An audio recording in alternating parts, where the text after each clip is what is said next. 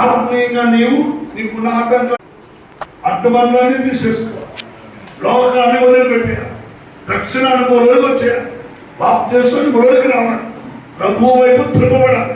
ఇవన్నీ నాకు వద్దు కానీ యేసుతో బ్రతికితే నాకు చాలు, జీవించినంత కాలం బ్రతికినంత కాలం యేసుతో నేను ఉంటే చాలు అనే ఒక్క మాటలోకి రా. నువ్వు నీ పరిస్థితి అంతా చెప్తావా? హల్లెలూయా.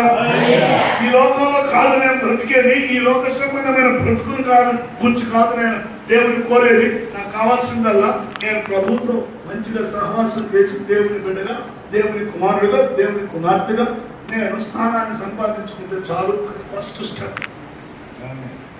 నువ్వు దీవించబడడానికి, నువ్వు ఆశీర్వదించబడడానికి, మేలు పొందడానికి, బలపరచబడడానికి, స్వస్థత పొందుకోవడానికి, నువ్వు ఆశిస్తున్న ఉద్యోగం నీకు రావడానికి